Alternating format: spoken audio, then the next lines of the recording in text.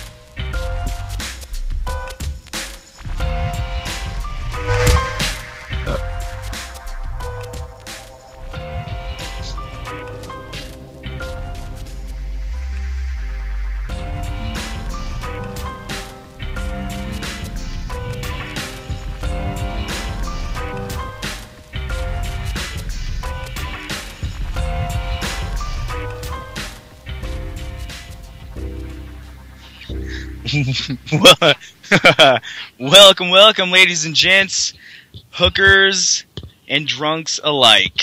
Welcome to another episode of That Other Sports Show, hosted by me, Jesse Thomas, and my boy, Mr. J. Valdez.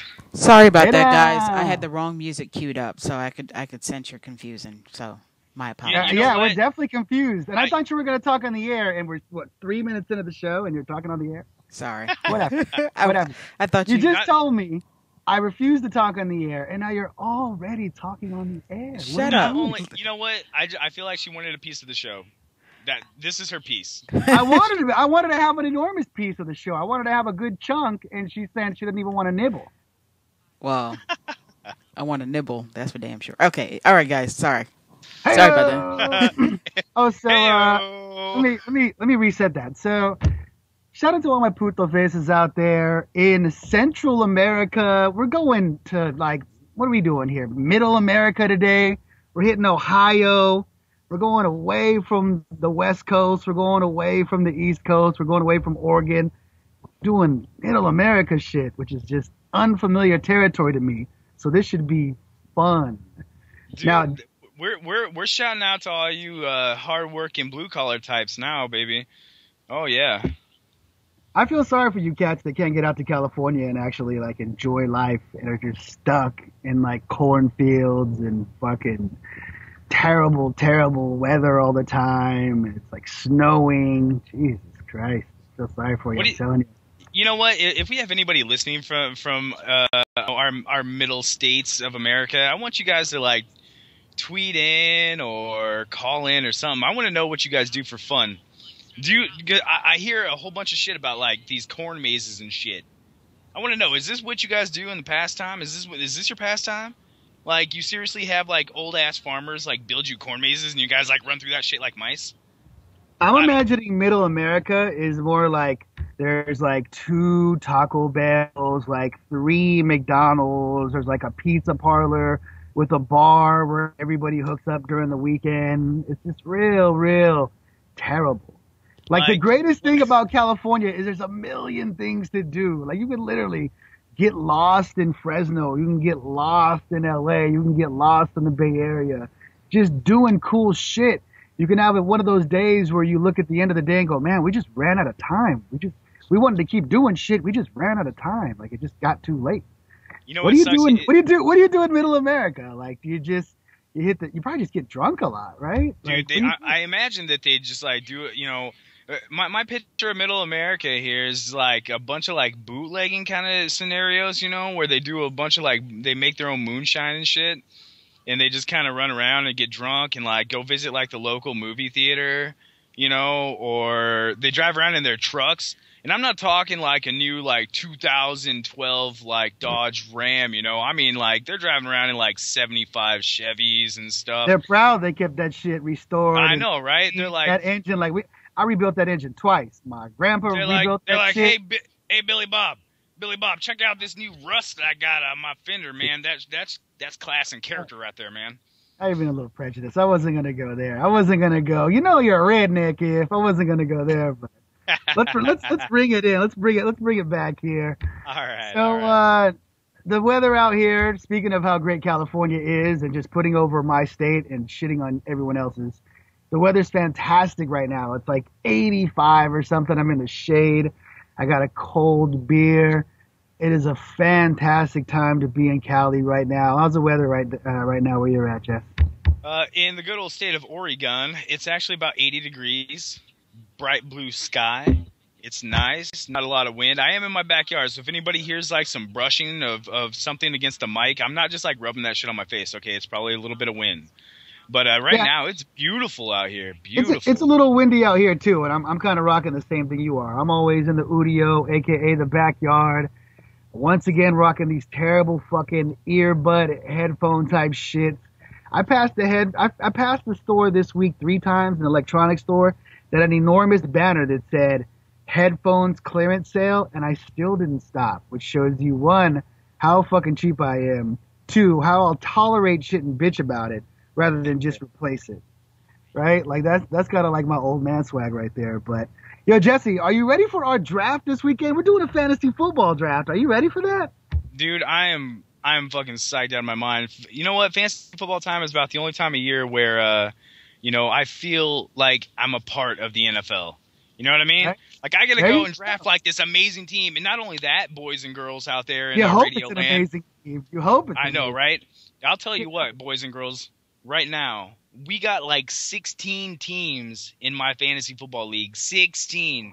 And the reason I did that, I hear a bunch of people shitting on like, oh man, don't do no more than 8 or something like that. I'm like, fuck that. You know what? I'm going big. That way all the nice, the sexy players, they get kind of filtered through everybody. You can't just have one team, drafting fucking Adrian Peterson and Tom Brady and Calvin Johnson. No, man, you got to fight in the draft to get these guys. That's what I like about it. Here's the thing with a 16-team league, especially when you're drafting, nobody's going to have a clear-cut team until week 5 or 6 because You're going to have to start, second-tier running backs.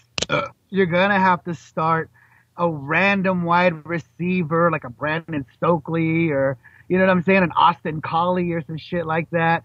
I mean, depending on how smart you guys are drafting in your league, and if it's a running back type situation in a PPR league, you're going to get a lot of, real thin teams when you deal with a 16-team league, which is what we're in. And the other league I'm in this year, and I take the Bill Simmons mind state, which is you should never have more than 2 fantasy football leagues. It's like kids. Once you're after your second kid, you're going to kind of neglect a kid. It's not that you want to, it's just because you got too many kids. You don't want to neglect that third team, but you're going to. It's just the way it is. So I got 2 teams. I got my team in my original league that I've been in for like 12 years now. Dang. And yeah, dude, this is literally 12 years I've been in this league. And your league. I'm in your league this year. We're in a league. So this should be fun. It's going to be fun. And speaking about fantasy football, my boy Ross Taylor, I had created a league last year in ESPN. And by the way, ESPN is great for all you sports lovers, but their fantasy football league sucks big ball sack. It's very difficult to manage. It's very difficult to keep track of. And fantasy football should be simple. It should be one of the most simple things ever, okay? You should see your players' stats, know who you're going to start that week, and if someone's injured, it should be specifically mentioned, this guy's injured. ESPN's fantasy football league sucks balls.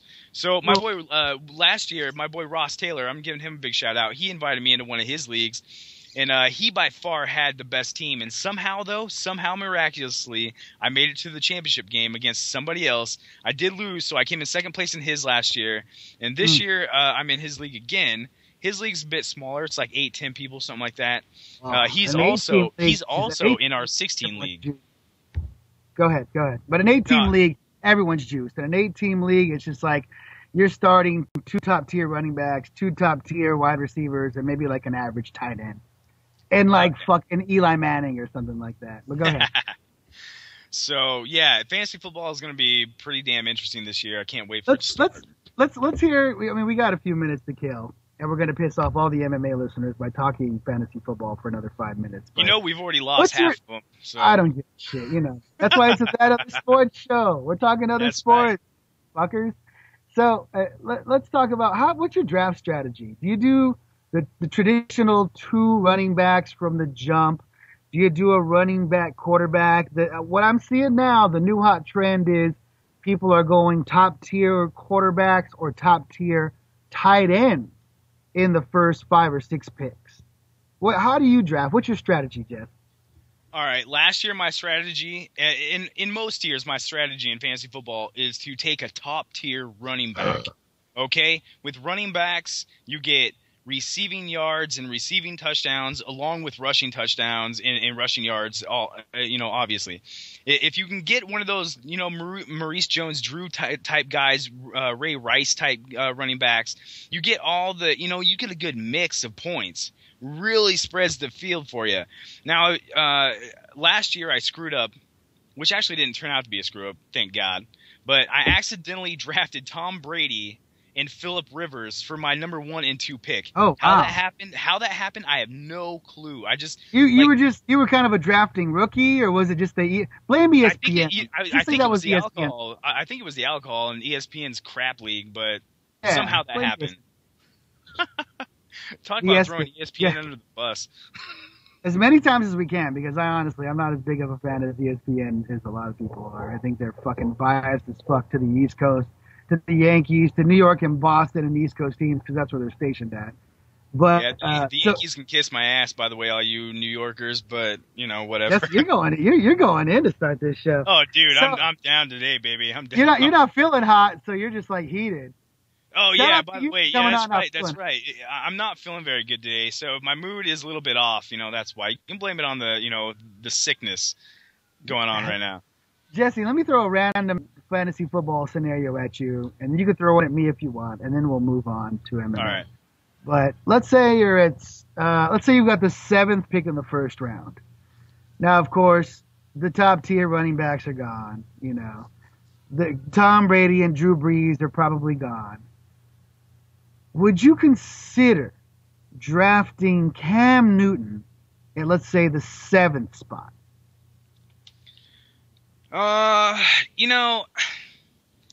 There's other quarterbacks that I feel are safer picks. Last year, my brother-in-law took Cam Newton with the number 1 pick. Okay, and I thought he was overall or just overall. And I thought he was a dumbass. That's the ballsiest move of all time, by the way. Oh, my God, yes. It ended up obviously being great because Cam Newton had this outstanding rookie year. And anyway, strong first half, weaker second half. Let's be honest, weaker second half. Weak second half, but you also got to remember, going away from fantasy football, that Carolina had a lot of injuries, and the ball was placed firmly in his hands to try to score points. That defense was weak as fuck in the second half of the last year. So it's a good thing for him that Stevie Smith is on board with him again this year, and that Carolina defense is back and healthy. But would I take Cam Newton? And another thing is, too, guys just got footage of him. Guys got tape on him. Guys figured out, defensive coaches figured out, if we stop Cam, if we force them to run, if we put 7-8 in the box, the kid can't throw. He's not, he's a lot better moving on the run than he is, planted 4-step, 5-step quarterback. So let's blitz the shit out of him from the ends and see what happens. And his production went down. Yeah. Well, you know what? Eventually. But answer the question. Yeah, answer the question. Answer the question. All right. Would I take Cam Newton with like a top 10 spot? I wouldn't. If you're drafting at 7, 8, or 9. I wouldn't. Right now you're looking at, you know what I'm saying? Brady's gone. Breeze is gone. Breeze is gone. I mean, definitely Adrian Peterson's gone. LaShawn McCoy's gone. Arian Foster's gone. Those guys are gone. Look, I would be hoping to God that Maurice Jones-Drew or, somebody like that would be around. Because I would take Cam Newton if he was around within 15 picks. I might take him.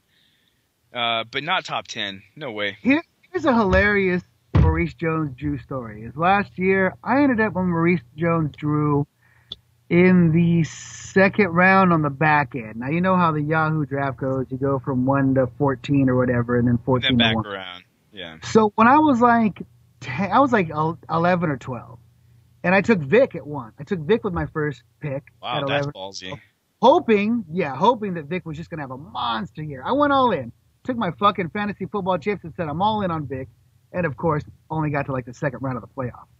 But in the second round, I can't even remember the running back I picked because he was fucking irrelevant.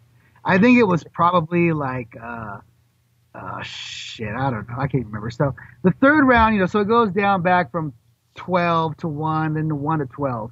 And when it came back to me, I saw Maurice Jones-Drew falling and falling and falling, and I was like, man, MGD's still a hog. He's still got a shitload of upside potential. He's not necessarily 30 yet.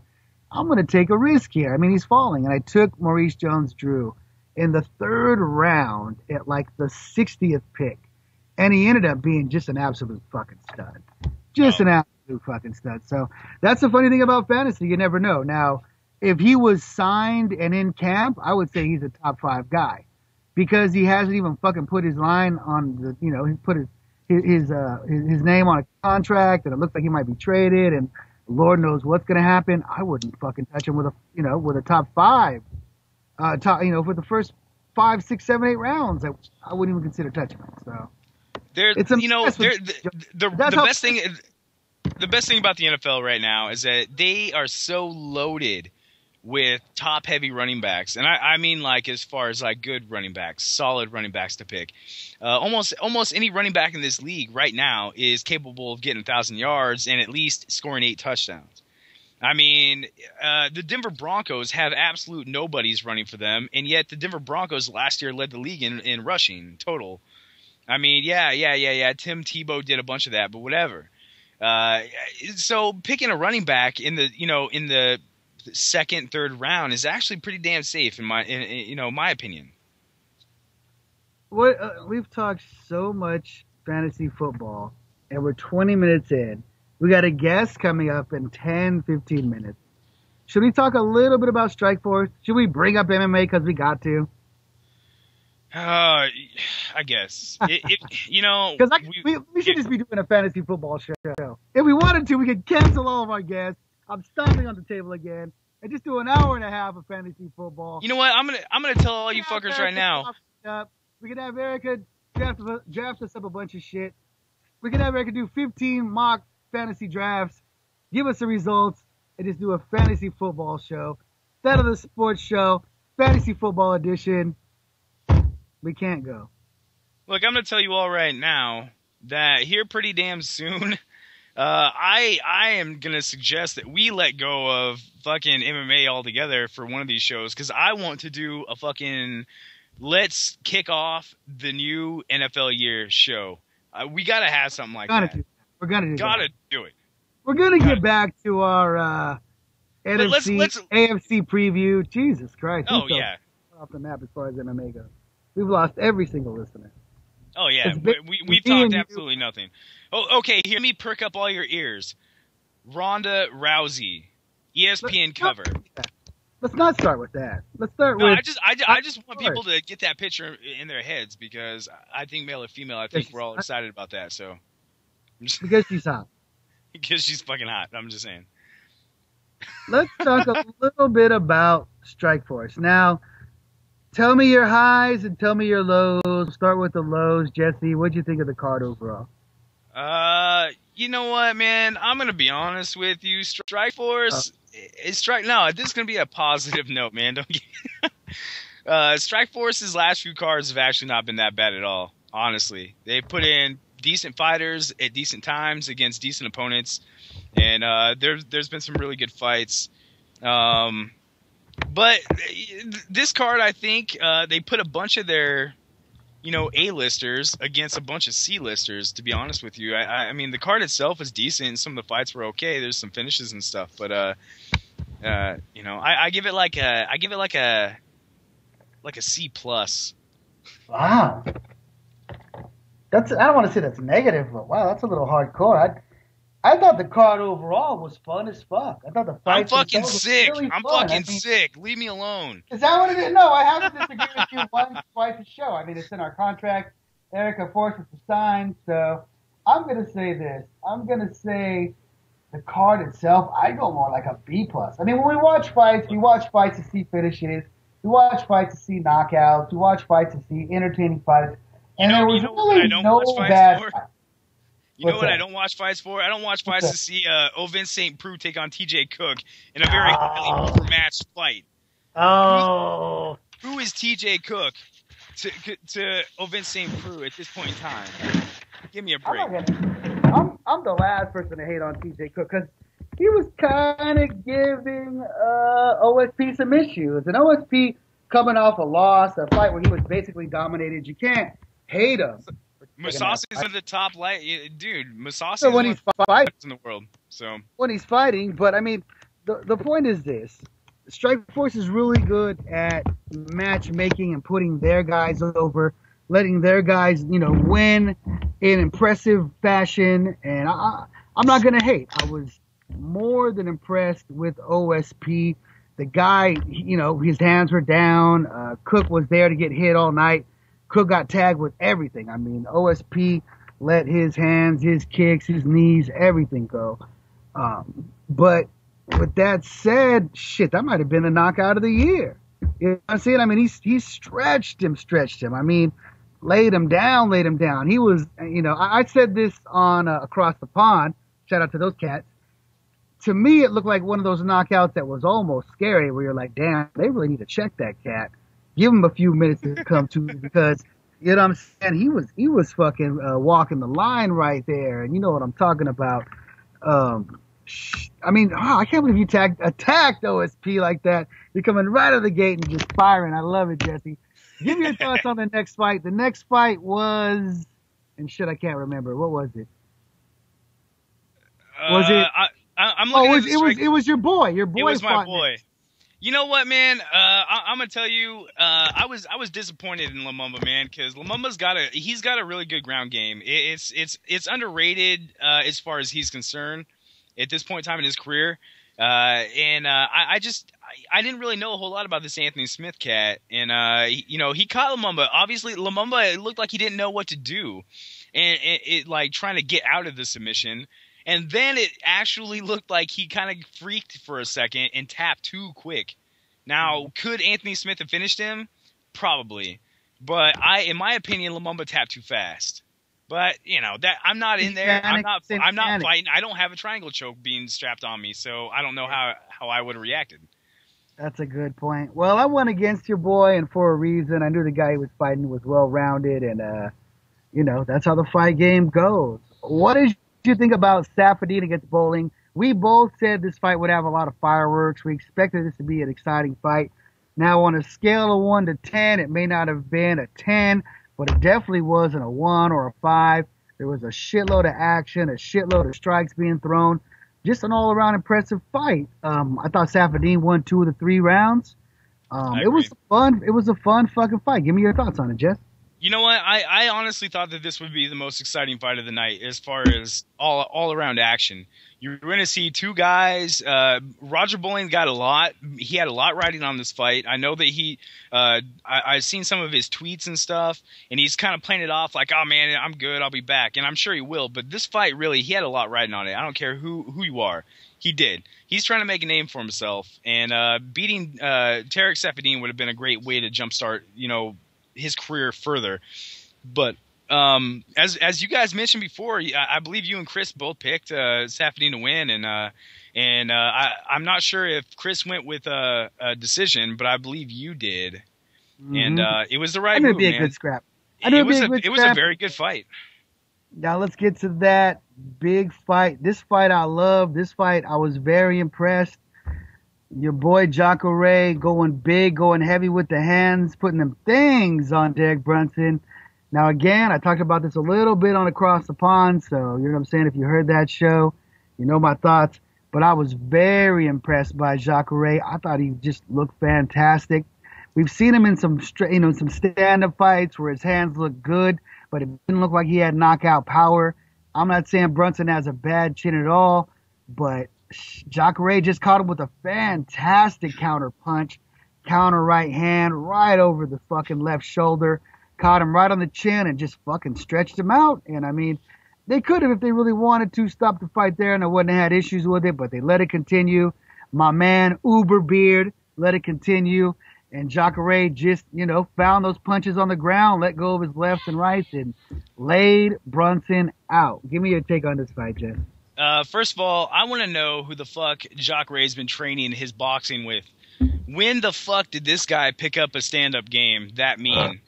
I mean, Well, give me if you a look at his fight with break. Rockhold, he stood up pretty well with Rockhold, and I like Rockhold's hand. But go ahead, Jeff. Oh my! I mean, holy shit! We never saw anyway, the pop of his glove like that. No, you know what, man? Jacare, for whatever reason, at this point in time in his career, man, he's taking the shit way serious. He is a way serious dude right now. He's out there to knock your head off, as we've seen him in his last couple fights. Or, you know, if it falls on the ground, forget about it, man. Jacare is fucking a mastermind on the ground. So right now, at this point in time, he's one of the most dangerous fighters Strikeforce has. No doubt about it, in my mind, especially after this fight against Brunson, who, by the way, is a very gifted athlete in his own right. He's a smart fighter. He's got hands. And this win against Brunson's huge, in my opinion, for Jacare to get back in there and try to get that strap back. I would love to see Jacare against some of the better guys in this weight division in the UFC. I think he deserves to fight top-tier guys. I think he'll beat majority of the guys in Strikeforce, if not all of them. I've said for a long time, and we've talked about this a million times, guys with amazing jiu-jitsu game, amazing jiu-jitsu pedigrees, when they learn to put their hands together, they become some of the most dangerous fighters in the world. We saw it with Mir. We saw it with, who was the cat that we always talk about? Whose name is fucking escaping me already. Jesus Christ. BJ Penn, an amazing jiu-jitsu guy who has heavy hands. There's just so many guys who came from a jiu-jitsu background that don't put their hands together. You and I talk about Maya and Shields all the time. Two guys with amazing jiu-jitsu backgrounds who just never put their hands, never got the striking at a top level. When guys are able to do that, I mean, it really, really does change the game. You see few strikers who become great jiu-jitsu guys. You see more jiu-jitsu guys and submission practitioners who become better strikers. And I don't know how that works mentally or how it works training. We're running low on time. We're already going to have Anyway, look, we're going to hit up this Ronda Rousey-Sarah Kaufman fight, and then we're going to get on, and then we're going to talk a little bit more Ronda Rousey with her once we get her on. So Jay, Jay, your thoughts on Ronda snapping arms, Rousey taking on Sarah Kaufman? I mean, she does it all. You know, I keep hearing people compare her to the ultimate athlete. I'm hearing people talk about how she's a hybrid. I'm hearing people say she's the best fighter in the world, and shit, that may be tough to dispute now with the way she's just taking females out. I mean, I called it. I said she'd get a submission in the first round. I thought she'd probably get a choke before the armbar. I thought she'd switch it up, but I mean, what she does is fucking amazing. It's spider-like. I don't mean Spider Anderson Silva. I mean spider-like. I mean, she catches you in that web, meaning she gets you down. She finds a way to take you down. Like I said on last week's show, she wasn't going to get a takedown wrestling style. She was going to get a trip takedown. She was going to find a way to get this to the mat. And much like a spider, she traps you, she surrounds you, and she fucking doesn't let go. She's as relentless as a submission artist as you can see. And I mean, she's a fucking beast. I'm dying to see her fight Cyborg. There's no fucking fights at 135 or 125 that interest me for her other than Cyborg. Cupcake Tate ain't doing it for me. I hear people throwing out, Guerrilla. That don't do it for me. There's really no fight that does it for me except her and Cyborg. Fuck the dumb shit. Let's get that shit signed. Jesse, your thoughts? Okay, first of all, that's some scary shit. I'm going to throw that out there right now. As far as women's MMA is concerned, that's scary shit when everybody only has one fight in their mind and that's the only fight that they want to watch. Because to me, that takes away from all the other female fighters out there who are battling their ass off trying to get in that spotlight. But now it's completely taken over by two females. That's it. It's the only fight. Jesse, let me jump in real quick. That's a lack of weight classing. We're dealing with girls that basically fight at 115, 125, or 135. It's not like the UFC where you've got 6-7 different weight classes. You've got basically two, and that's it. But I'm sorry, Jesse. Go ahead. No, well, like I said, I agree. There is that lack of talent, so to speak, in the weight classes. But as our guest coming up here in a few minutes, she'll be able to put in on this too. There's a lot of fighters out there, female fighters out there that are working hard and trying to come up. These bigger promotions have got to start giving these ladies deals. They have to. We have to stop ignoring the fact that there are females out there who can fight their asses off and will at least put on shows. They may not be the best in jiu-jitsu or the best strikers, but these ladies have talent and they got to get out there and be showcased at some point in time. Otherwise, we will never be able to put together these fight cards with women on them. Invicta FC is doing a great job, but as you've noticed, they have to kind of sort of start recycling fighters, and that's what I'm worried about.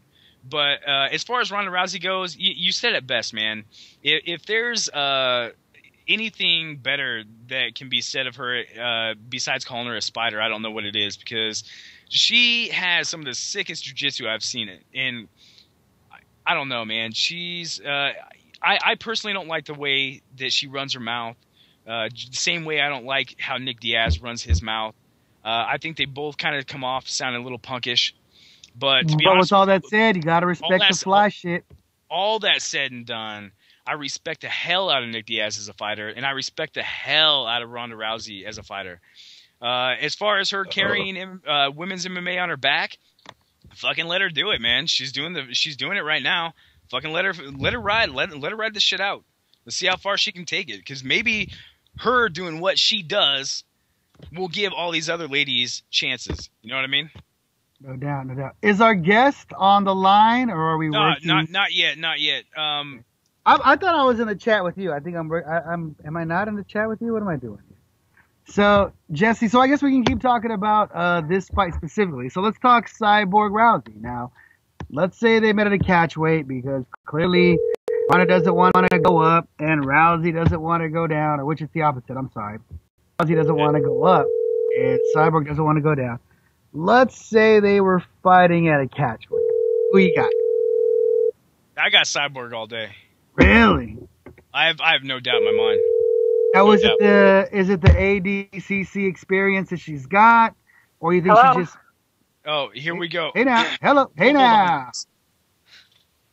Hello. Hello. Jessica. Hello, Miss I. Hi. How are you guys doing? Good. How are you? I'm awesome. Just hanging out at home. Just trying to catch up from busy past couple of weeks. Nah, Sounds like it. You've been a busy lady, that's for sure. I'm sorry, what? You've been a busy lady, that's for sure. Oh, yeah, it's not really diet and get ready for a fight. I mean, it's a complete different mind frame, so it's kind of nice to break out and not train necessarily in the evening, maybe once or twice, and, hang out and reminisce with friends. For sure. It's always good to get in that PT time. Jessica, Jessica, correct me if I'm wrong, but I don't think we've talked to you since the old show Jesse and I used to do, and that was like 8-9 months ago. But we did that women's MMA conference, and we had you on for like an hour and a half. You were the greatest guest of all time. I think I do. I mean, I've done a lot of interviews, but I remember doing it with you. But I mean, you guys kept me on for an hour and a half. Yes, you don't remember that? You were on for so long, and that's what I remember the most. It was you and Sarah McCann, and both of you guys. Oh yeah. Both of you guys stayed on the phone for an hour and a half. Match. I remember that now because she had just left training with me. Yes. See, we just jogged your memory just like that. I don't think we've talked to you since then, as far as Jesse and I go. So it's so great to play catch up with you, and it's so great to talk to you again. Talk a little bit about your recent fight, please. Oh, awesome. Well, obviously it seems like it was only Friday, and it already seems like it's been like a couple of weeks now, but it was definitely a good fight against Angela Magana. And she was a great fighter. I mean, she was a little bit smaller than me. I had a lot of adversities going into this fight, one of which, dealing with a fractured foot, so that was really stopping me from getting to prepare for the fight, exactly the way that I have for all my other ones, because I've never dealt with any kind of injury. Mm-hmm. Now, when you're dealing with a fractured foot, it really screws up everything. I mean, your footwork, your stance, your kicks. We all know you're a kicker, so how did you work around that? I mean, definitely the game's 90% mental, so mentally you had to block the pain out. But how did you deal with it? Well, going into the fight, I was really taken care of by a lot of really awesome doctors.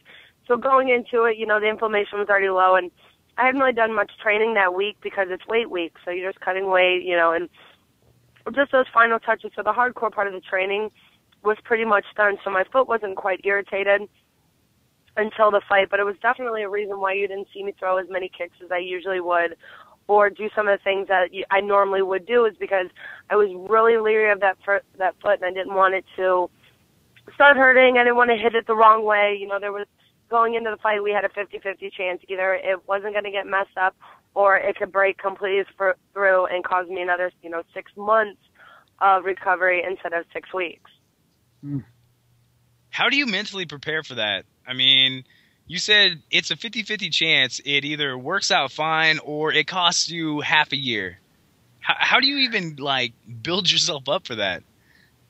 Well, I did the best that I could, and I was definitely nervous about everything leading up to it, and I wasn't really sure how it was all going to pan out, and it was hard. I just want to keep my focus. I think that a lot of people have said that to me about the first fight. They're like, you were so focused, and you were really on it, and those reasons were because of my foot, and I wanted to practice those things and keeping my mind and just saying, look, just get through the fight, no matter what it is, we get through the fight and you'll be okay. Now, Jesse and I haven't talked to you, like I said, in I think 7-8 months. You fought in Bellator, you fought in different organizations. I mean, how has it been? It's kind of been a whirlwind as far as the last 8 months. You fought, 4 times in the last 8-9 months? Talk a little bit about that. Yeah, well, I've been back and forth with, Bellator and the NAAFS. So I'm with Bellator primarily because I signed a 2-year contract with them right before I fought Aislinn Daly. So I'm always going to be back and forth between those organizations. And if Bellator can't keep me busy, the NAAFS plans to. So it just happened to work out that I was alternating between the 2 organizations last year, and that I've been kind of bouncing back between the 2. I really don't think you're going to see me anywhere else right now. I know Bellator really wants me, in the next fight with them, considering how my foot heals in these next couple of weeks. So, knowing that, I mean, it's been an awesome year. It's been very busy. All of my fights have went to decision. I feel like I've had a lot of under the lights time, so I feel like that's something that most people don't get, and I was able to get. Shout out to Bellator, though, because they're so cool in their, kind of a loose strings contract where you can go to other organizations and not only fight, not only get the experience, but make some money. Have you talked to the people at Bellator about your next fight? I know their next season's coming up, or is it kind of you got to wait and see how your foot heals and go from there? Well, I know that they had wanted me to fight back in June when they came to West Virginia, and I had hurt my hand in the Anita Rodriguez fight. And, I mean, it wasn't hurt badly, but I had some calcium issues on my knuckles. So, we wanted to make sure that we healed up properly. And we're like, hey, we'll be ready, probably early July. And they're like, hey, we don't have nothing for you, but if you want to fight the NAAFS, you can. Well, that's how Rock and Rumble came along.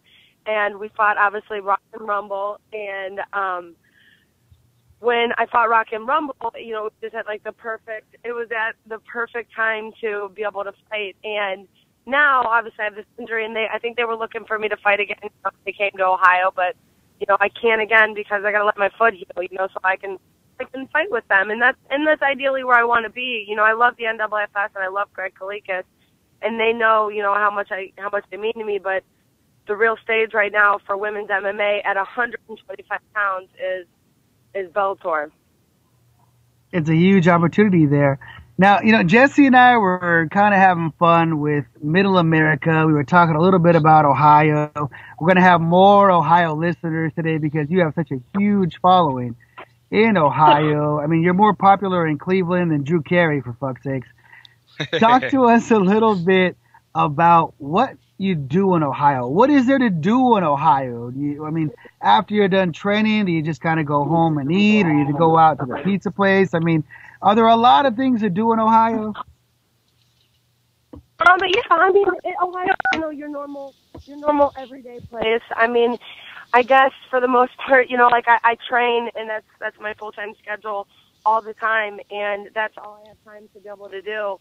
So it's pretty much training in and out, and I mean, I don't do much else. Like I know they put the casino stuff in, and they had a couple more new things that they had, added to Cleveland.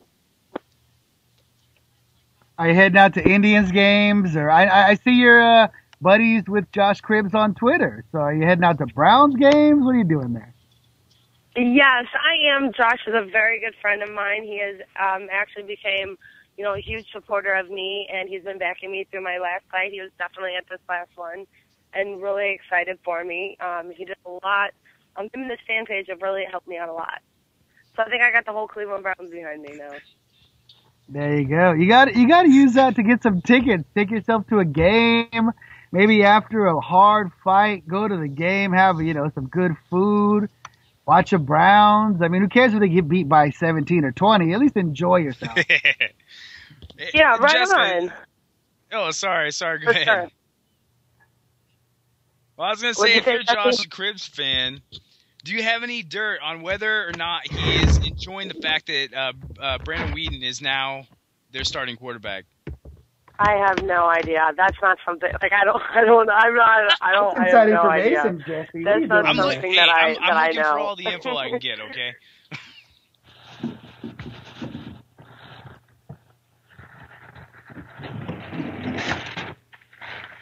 Jessica, as far as your next fight goes, I mean, depending on the foot and stuff like that, your timetable is probably what, 4 months, 6 months? What's the timetable you're looking at?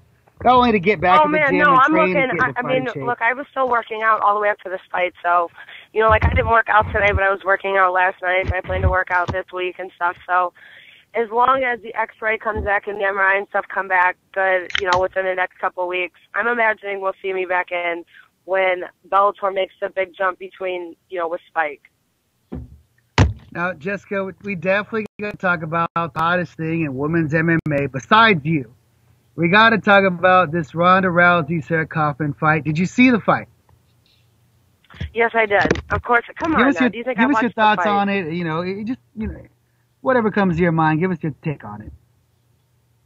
Well, I mean, Rousey knows how to armbar people. I mean, I guess that's the easiest thing to say, with it. So, I mean, I'm not, well, I guess I kind of felt bad for Sarah because I knew that she had the right game plan. But I think when she got a hold of Rousey and realized how strong she was like, oh man, this isn't going to be so easy. And then as soon as she got to the ground, it was like, I'm sure she panicked a little bit, Do you think girls are underestimating her power when they get into the clinch or when they get into the ground? Or do you think she's just so fucking good that it doesn't matter who she takes to the mat? She's probably going to submit him. Or are girls just panicking?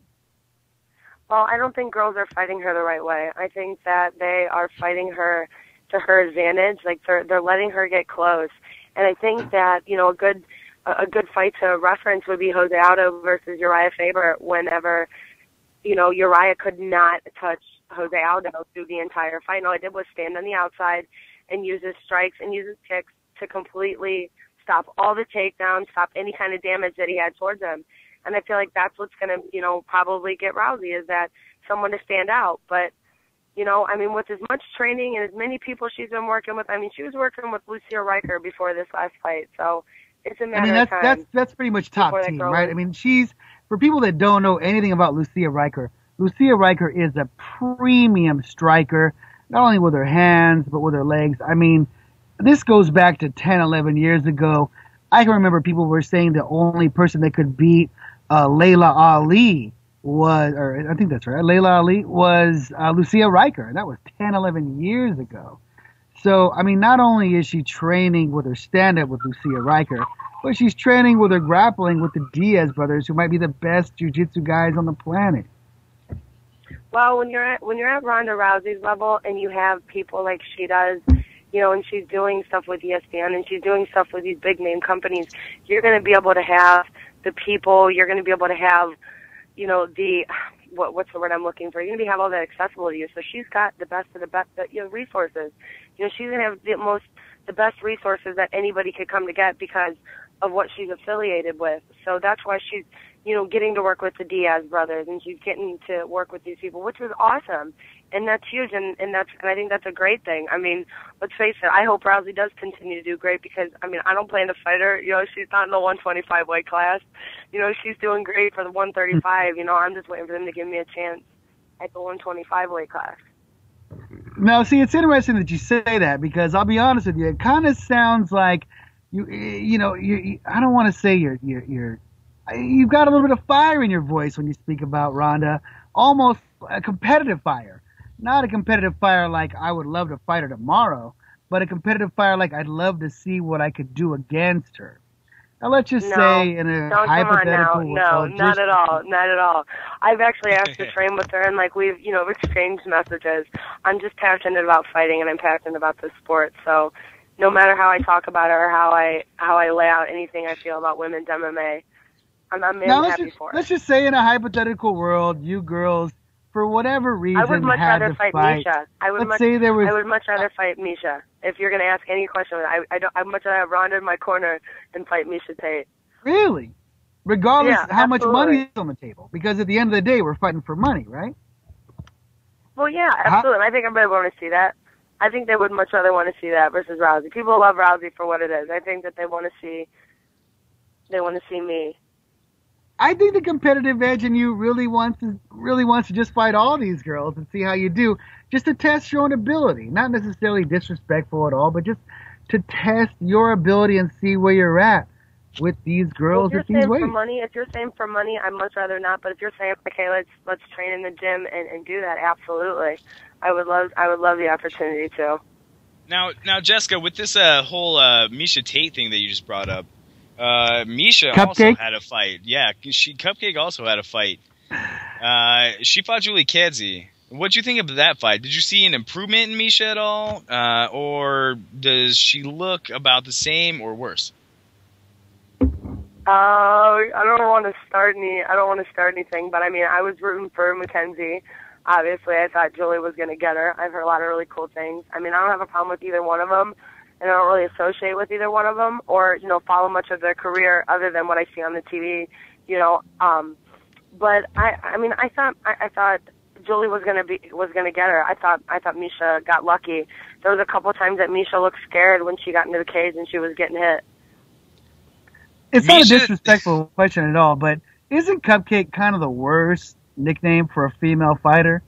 I mean, should we just call girls Sweetheart? I thought that was a joke. I really did. Right? Is that her nickname? I think it is kind of a rib, right? Like, there's no way she comes out for her next fight as Misha Cupcake Tate. I mean, that's just... Who takes you seriously when you have a name like that?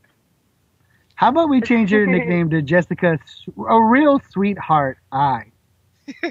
Well, I mean, I get it. You know, I mean, obviously with fighting, there's always going to be that character image that people want to see and they want to get and they want to attract to, but I don't know where Cupcake comes into. I mean, I don't see it. But I mean, it works. I mean, we all love Cupcake. I mean, she's obviously successful for a reason. I always thought her boyfriend's nickname should have been Cupcake, personally, but that's just Jesse. me. Oh, snap. Shit. So, Jessica, before we hang up with you, because I know you got a ton of other shit to do, and we don't want to keep you on for an hour and a half like we did the last time we had you. And again, you've been a fantastic guest. Give us your plugs, please. Please plug everything. Well, you want me to get the list out? I've been actually carrying around. I had to carry out a picture the other day when I did it. Of course, I want to thank all my sponsors. Every last one of them know who they are, and you can follow me on Twitter to find out more updates on it because I'm not going to overload everybody on it. You can follow me on Twitter at Jessica Evil Eye, or get on me at Facebook or even Instagram at Jessica Evil Eye. We put you on the show so you can overload us with all your promotions and all that. That's the reason you come on, so you can do all these crazy plugs. You can plug like a half hour worth of stuff, and we just accept it. Okay, well, obviously then Haas Auto Mall for all that they do, Atkinson Candy Company, Intimidation Clothing, John T. Lennon for everything that he does, Catastrophe Inc., Fast Graphic, and Josh Cribbs for everything that he's done for me. The NAAFS guys, don't forget them. Oh, come on now. They know I love them. I tell them every time I see them. I love all those guys over at the NAAFS, and of course Bellator for always supporting me. I know they watched the fight and they tuned in, and that was important to me.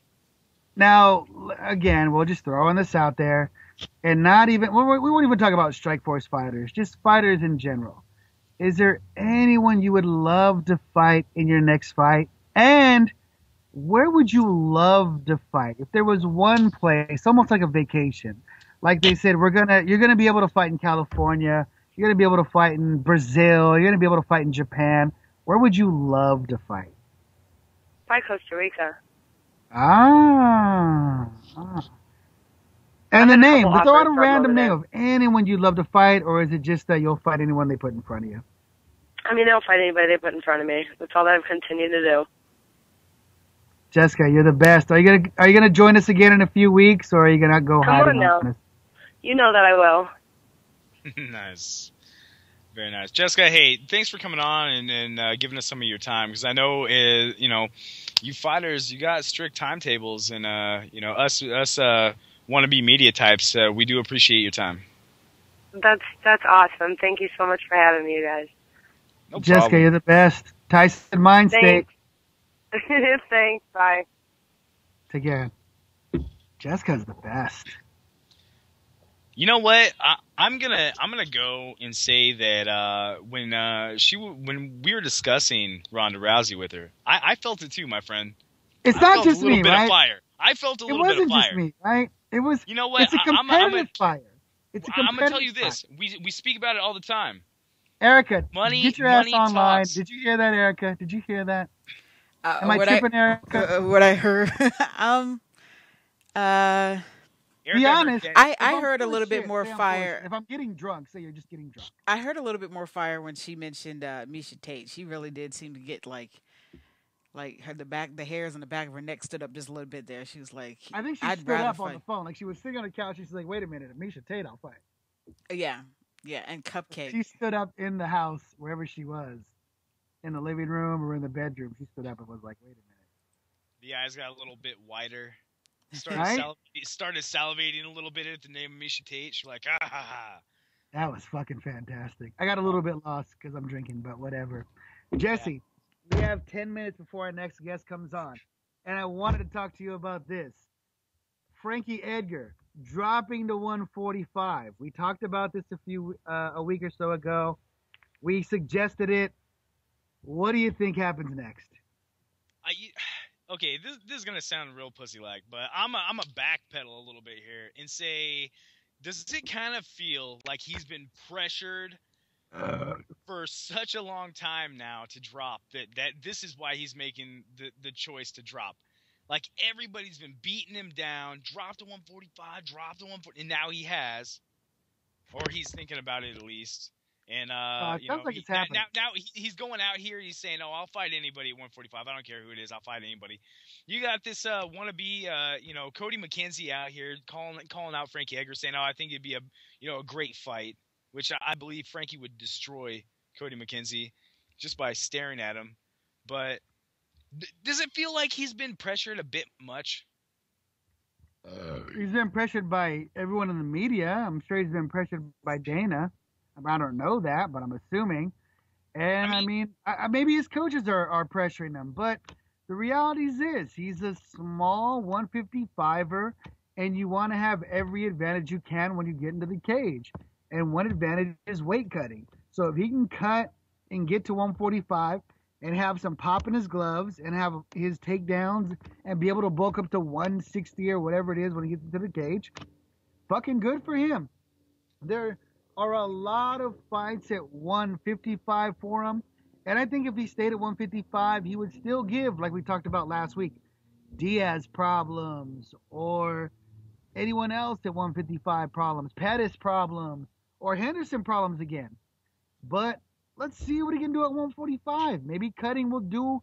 Maybe he can become the best 145er of all time. I mean, you know what? I'm gonna say this: as far as him cutting down to 145, I think the only smart, at the end of the day, what a fighter wants to be is a champion. They want to make a little money, little pocket change, and possibly become the champion. That belt should be the dream. For some of them, it's more money than the belt. But for Frankie Edgar, I truly believe that the belt is top of his list, the things he wants. I think at 145, it gives him the best chance to get that belt. At 155, there are too many guys that are just too big, too fast, too strong. And even though Frankie will be able to give all these 155ers fits, I don't give a shit who it is at 155. Frankie Edgar will always be in that fight. But at 145, it gives him that best chance to get that belt. Let me throw a few names at you at 145 and tell me what you think. How Edgar would do. You know how we love to play this game. Let's say he fought Hayoki. 145. Who you got? Edgar or Hayoki? I think Edgar brings too much pressure, man. Hayoki's a great fighter, and I know that's a fight that everybody's waiting to see or hoping to see is Hayoki and Aldo. But I honestly think that Edgar beats him. What about Chad Money Mendez? That's a tough fight. I'll be honest with you. That's a pick'em fight. That's a pick'em fight, I think. Because Mendez is so good at takedowns. Ooh, that's a good fight. I love that fight. We've all seen. Okay, remember? Let's go back to the BJ Penn fights. Edgar was able to control that, and stop a lot of BJ's takedowns, and even get some of his own. But at the same time, I honestly think that Mendez and Edgar are almost like a mirror image of each other as far as fighters. Their styles are almost mirror image of each other. They both Edgar relies a little bit more, with the stand-up game, as we all know. Mendez relies more on the takedowns and the wrestling. But I think a lot of that will kind of, blank each other out. And then I don't know, man. That's a tough fucking fight. Shit. Why are you trying to Why are you trying to kill my brain like that, man? Because that's what we do. We kill each other's brains.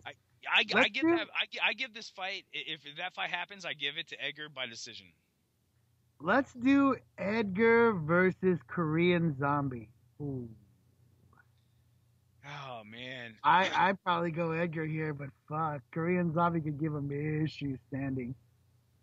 But Edgar could probably take him down easily. I think Edgar will take him down easily. Probably win 3 rounds easily, just smothering his ass. The problem with Edgar is I see a lot of decision wins in his future. I don't see a lot of finishes, It's just kind of the fighter he is, man. He battles and battles and battles and battles with dudes, and at times will give them fits and looks like he's going to go on a rage. But at the end of the day, man, I think with Edgar, you're going to end up with a shit ton of decision wins, which a W is a W no matter what. You know what I mean? You get paid more for winning. But against the Korean Zombie, I can see him pulling off a decision win. Another grind out fight. Now just throw it out there because it's a fight everyone wants to see. It's the reason he's dropping to 145. Frankie Edgar, Jose Aldo, who you got? You know what? This fight sucks to talk about because I seriously thought that Ben Henderson was going to destroy Frankie Edgar in this rematch. I said it on the show. Your boy Rudy agreed. We both were on board with Henderson just smashing Edgar this time around. And it did not fucking happen. As a matter of fact, I think Edgar may have won that fight, but bygones be bygones. Move on to Aldo. I see Edgar giving him a shit ton of fits in several different areas. And I don't know, man. It'd be close, but because he's the champ, I think that you have to beat the champ decisively to become the champ. And I think Aldo, he'd squeak out a decision win. That's a Styles make fights type deal, and I think Aldo beats Edgar. Probably knocks him out in 2-3 rounds. I mean, real quick, my boy MMA on the reg, he says Edgar moving down gives him a chance to be a champion in 2 different divisions. And he says that Edgar will quote unquote, beat the shit out of everyone but Aldo. Even Chad Money Mendez, MMA on the reg? Now, let me say this. Which would you rather do, Jesse, if you had a choice? To be a champion in 2 different weight divisions or be a long-standing, multiple-time defending champion? Which one would you rather be? defending champion, so I'm the Multiple champion, and times. I would rather be a defending champion multiple times over. Exactly, and I agree. I want to prove to the world that I can crush everyone in my wake and prove that I am the best of the best every single night. You know what made Matt Hughes' winning streak so amazing was the fact he did it the same weight class for so many fights. You know what made Tito Ortiz's winning streak impressive was he did it for so many fights at the same weight class. And of course, we can bring up Fedor. Same thing. Never lost. Multiple wins at the same weight class. That I agree with you 100%. It's all about winning in the same weight class.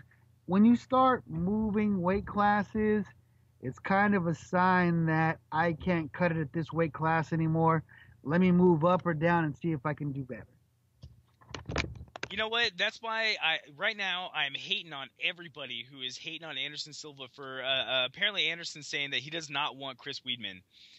And I'm telling you this guy is like I believe 10-time defending champion now, something like that. And 27 million times. When you've won 500 million times and you've defended your belt the same, I think you almost get the right to pick and choose what fight you want. You don't want to fight against a guy who is Chris Weidman. I keep saying that all over Twitter. Who is Chris Weidman? Who is he? Because I don't know.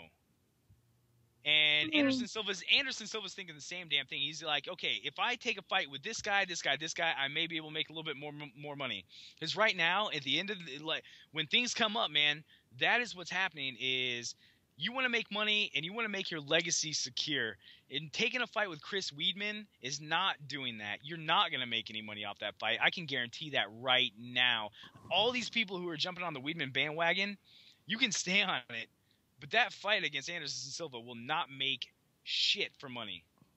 And Anderson wants money. He wants to get paid. He's got kids.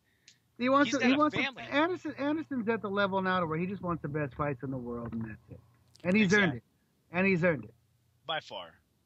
How can you hate on Chris Weidman like that? That's just rude. I'm not. Let the record reflect that I am not.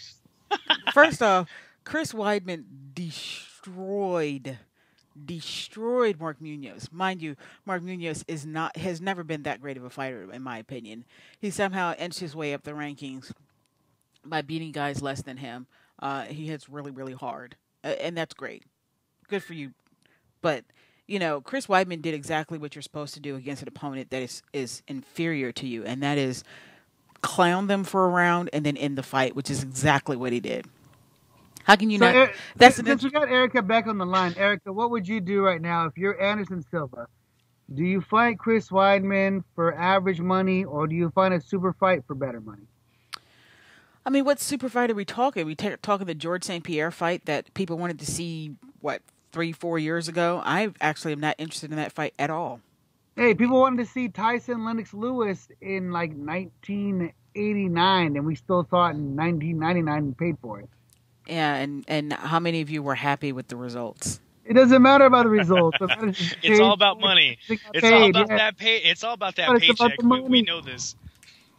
But is that what we want to see? Do we want to just see fights where fighters are just fighting for the paycheck, or do we want to see fights where fighters are trying to secure their legacy and prove they are the best in the world? Okay. If the John Jones fight was available, Erica, if the John Jones fight was available for Anderson, maybe a catch weight, maybe at 205, whatever, and you had a choice between John Jones and Chris Weidman, I would think that your pick would be to watch Anderson and John Jones, right? Absolutely. It would be to watch John Jones, Anderson Silva, but that fight compared to the George St. Pierre fight, I think that's two totally different things. I believe I totally agree with you.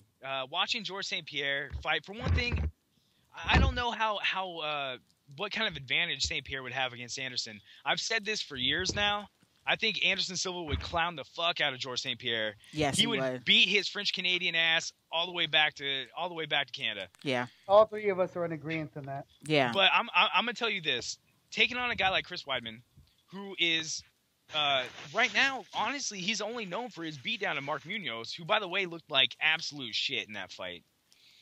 if you throw Weidman in a little bit too soon against a guy like Anderson, I believe that Anderson's going to clown him, kind of like Tally's ladies back in the day. And I mean, I could be totally wrong. Okay? I don't know. And I I'm don't know. wrong on many occasions. I don't know if Anderson Silva would clown Chris Weidman. I mean, there is definitely a possibility that it's too soon. But from the UFC's perspective, you have to realize you are towards the end of your reigning middleweight champion's career. You got to know that. And at some point, it has to be passed off to the next guy. And that means that your guy has to fight somebody and potentially lose or win the fight and walk away. So they're going to have to do something at some point. You can't just, if Anderson Silva was to retire tomorrow, what the fuck would happen with the middleweight division? What would happen?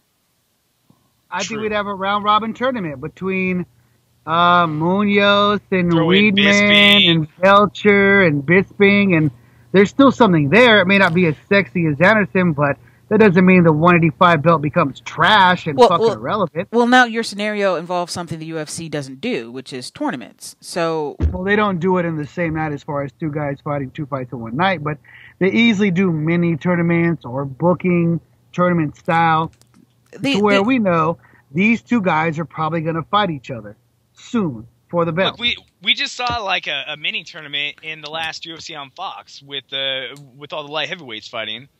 In a way, that was sort of like a tournament. Most impressive guy wins, and Lyoto, he made out like it a would be a bandit tournament if the two guys that had won in their lightweight divisions got to fight each other to find out who would face the champion. But that wasn't the case. It was whoever was more impressive gets to fight the champion. That's not a tournament. Yeah, it's different. I'm gonna call you out on your bullshit, but I can Jesse. definitely see the UFC doing a tournament style type thing, where they say we're taking these 4 fighters, they're gonna fight. Let's say Bisping fought Belcher, and Munoz fought Weidman, or switch it up because they already fought. However we want to do the round table, and the 2 fighters that won fight each other. That's easily an option for them. If Anderson retired, they've got other options. I'd much rather see Anderson fighting super fights and super fights only from here on out. Whether we're at 185, whether we're at a catch weight with GSP, or whether we're even at 205. So they need to start this fantasy tournament now. Is basically what you're saying. Like it needs to be happening like tomorrow. Not if Anderson wants to fight 2 more years. No, but that's bullshit. What if Anderson wants to fight 2 more years and defend his belt? What if Anderson says, you know what, I'm going to defend my belt for 2 more years? Which is totally possible. At the end of the day, the point is they need a plan. Because they can't just let Anderson Silva do whatever he wants and then just walk away from the sport because they'll be left with their thumbs up their butts. Trying to figure out who's the new face of the middleweight division. You always need a face for a division, and that is probably the problem with some of the less popular ones, like the lighter weight classes. We have champs in them, but they're not really dynamic enough to be quote unquote faces of the division. So, okay, I'm going to get off now, but I just wanted to. Yeah, I'm saying, what the hell? Again, I thought you wanted just a nibble, and you're taking a big chunk. I mean, that's what I do, baby. That's why I love you. Eric, are you gonna make the phone call? What are we doing here? Yeah, I'm calling. Lagging? I'm calling Jeremy right now. You bastard. She just had to get on to give us that little piece. She had to argue about. I think maybe Erica's a little bit of a Weidman backer. I don't know. I want Erica to have a chunk and not a nibble. You know what? For all these other shows out here on FightFansRadio.com, plug. You all got to start letting Erica on a little bit more because she's amazing. She's fantastic. Let's face it, fantastic. Hey, Jay, introduce our next guest real quick. I will. Your call has been forwarded to an automatic voice message. Here we go again. You know what? We're late, though. We're technically late. We told them we call at 7:05. We're 6 minutes late because our producer would rather talk than make the phone calls. So. What are we going to do, Jess? Oh, man. She sabotaged us. Call him back. Call his ass back. Look, we're going to get another... Okay, everybody, hold on because we're going to hear the rings of death one more time. We're hoping to get Jeremy on. If Jeremy comes on, he is the president of 5.9 Fights. If we can get him on. I think he's the VP. We'll get all that figured out. No. He's the president. I read up on this shit. You researched this. I did. I researched. He's the president of 559 Fights. glad someone researched because I sure the fuck didn't. You go to this man's fights all the time. Call has been forwarded to. I feel like he's blowing us off now. All right, here's the plan on the fly. We're gonna wait 3 minutes and we'll call him back. If he doesn't answer, we're ending the show. Right? Sounds good to me. Jesse, we have more MMA topics. What are they? You know what? First of all, I want to talk about why all of a sudden the UFC has decided to start using UFC on Fox as a fucking gateway to more viewers and more fans. I mean, we've had Fox for a little while now. I know it's not been like the most predominant thing the UFC's used, but come on, it's a huge major network, and finally they've gotten off their asses and started putting fights that people want to see on these cards. UFC on Fox 5 is going to be hugely amazing. You got Shogun taking on Alexander Gustafsson. I mean, that's huge in its own. You got, Ben Henderson could be defending his title. I mean, there's so many fights on this card, it's not even funny. So why is the UFC all of a sudden now decided to start using Fox? I think they've tried to. They've just done it unsuccessfully. That's the problem, is they've put out commercials with Bones. They've put out commercials with other fighters. But at the end of the day, I think the general public just wants to see heavyweights throw down. I think it doesn't matter who it is, whether it's my aunt or your mom or my mom or a random uncle. People want to see heavyweights throw down. That's what made Mike Tyson so popular in the fucking late 80s, early 90s. That's what makes JDS, a big guy, a potential star. And that's what makes Bones a potential star, is people want to see bigger dudes fight. People don't want to see guys at 135, 145, 170, and the ratings have proved that. It's not a let's build over time, let's start small and build large. They've been pumping up UFC since UFC 1. On Fox 1, I'm sorry, since UFC on Fox 1. It just hasn't worked for whatever reason. I was in a house for UFC 1 or UFC 2 on Fox. And there were 15, 20 people there, and 7 of them didn't give a shit what was going on the television. You know what? This UFC on Fox 5 card, Hello? it's been a... Jeremy. Yes, sir. Yay now! Welcome to fucking FightFans Radio and that of the sports show. How are you, my brother? All right, how you guys doing? We're fantastic. How are you? I'm doing great. Good, man. We got so much... my boy Jay has been filling me in on so many things that you're doing and telling me how great 559 fights are. I'm excited. I was really excited about getting you on, man. I can't wait to hear all this. Oh, thank you. I really appreciate it, guys. Now, Jeremy, talk a little bit about your background. Now, you started fighting. Do you have a few amateur fights or pro fights? It escapes me right now. You know what? It's a real interesting how I actually got started in the mixed martial arts. There was a promotion in California called Palace Fighting Championships, and the promoter there, Christian Printup, came to me with an idea when I was working at the Hanford Sentinel newspaper, where I would essentially hold on, I got a train passing me real quick. Sorry about that. Don't worry. Where essentially I would train mixed martial arts and write about my training in the newspaper. So I did that for about a year and 6 months before I actually stepped into the cage. I kind of chronicled all my training. I had no formal mixed martial arts training, no wrestling, karate, anything like that. So I kind of went through the whole thing from start to finish and wrote about it in the newspaper. And then I got in the ring and fought. I won my first fight. Came back. Decided I wanted to try to do it again. Came out and then I lost. And then a year later I think I fought again. And kind of did the same thing. And then from there just worked into where I really enjoyed mixed martial arts. I enjoyed the training side of it. I wanted to get involved in some other ways. I got hired at the casino. I did some writing for them. I did some other coordinating stuff with the concerts, etc. And then when Palace Fighting Championship ended, I went on to start Tachi Palace Fights. So I created that. I matchmaked, promoted, and ran that show up until this March. Departed from Tachi, and I started 559 Fights, an amateur promotion here locally in Central California. Now, 559 Fights is a very interesting organization in the fact that it's 100% amateur fights. Am I correct? Yeah, we're doing solely amateur fights. What I kind of noticed when I was doing Tachi Palace Fights was that Central California for such a long time was a hotbed of mixed martial arts. And what was happening was so many guys were turning pro so early to try to jump in there and compete at this really, really high level of MMA that got started, that some of these guys were getting in there too soon and kind of getting beat up.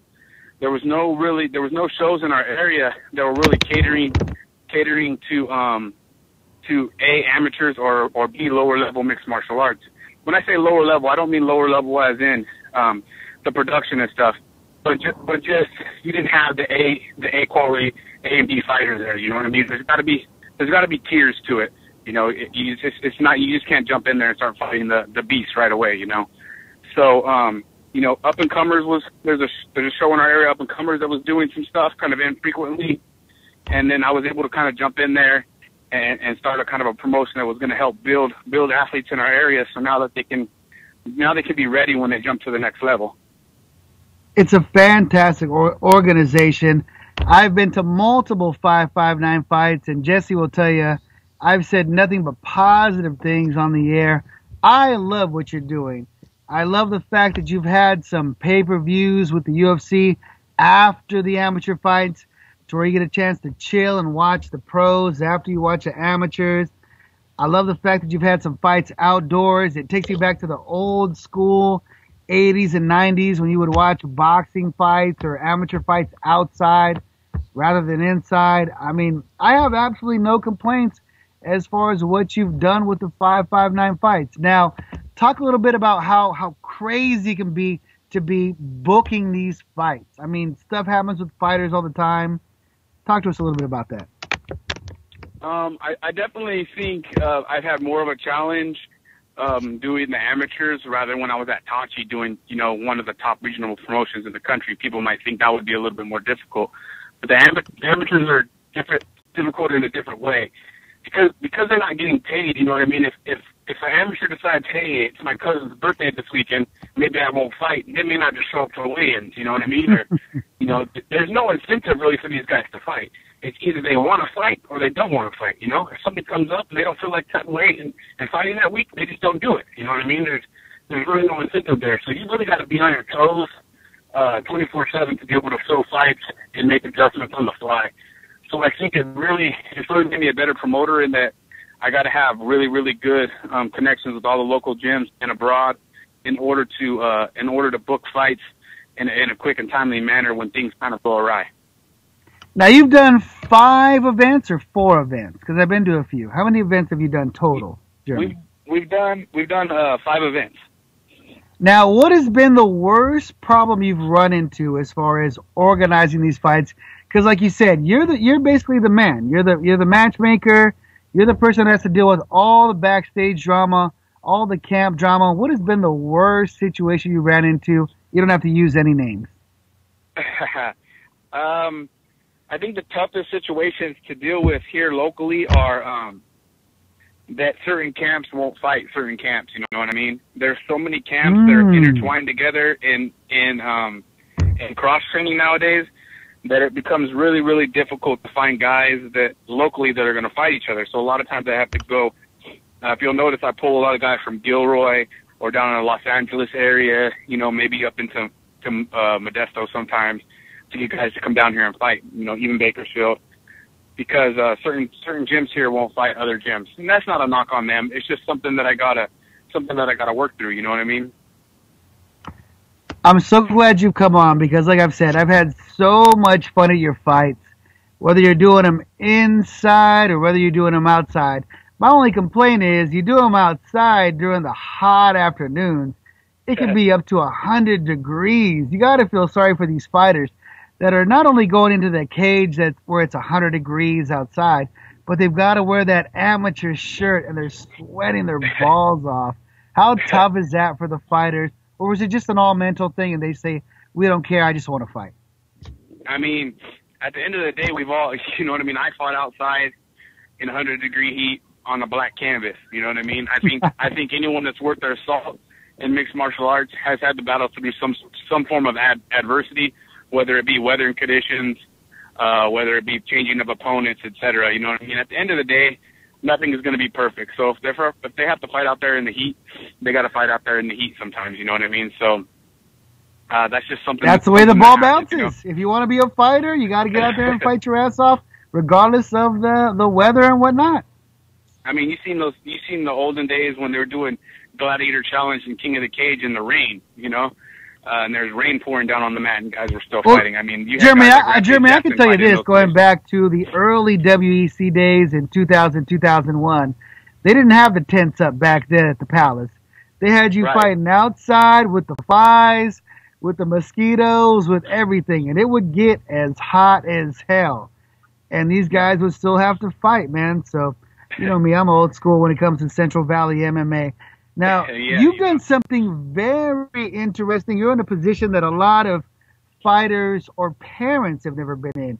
You've actually sent your son in to fight. He was the headliner of the last amateur fights. Am I correct? Or yes, sir. Talk to us a little bit about that. How tough was it to watch your son fight? I mean, emotion-wise, talk to us about that. It couldn't have been easy. You know, they had the addition of the youth division. It's basically, it's not pancration. It's modified rules of mixed martial arts. But they call it a form of pancration, but the rules are a little different. You know, and I thought, hey, let's try to use some of these youth guys. I know a lot of the gyms across the valley and across the country now are really getting into like, you know, self-defense, bully controlled, and learning mixed martial arts. You know, so this is another way for kids to compete. You know, just like they do in football and baseball, basketball, whatever it is. So that was my thinking. You know, first of all. Second of all, my son has been begging me to fight since he was 4 years old. I mean, he's been grown up around mixed martial arts.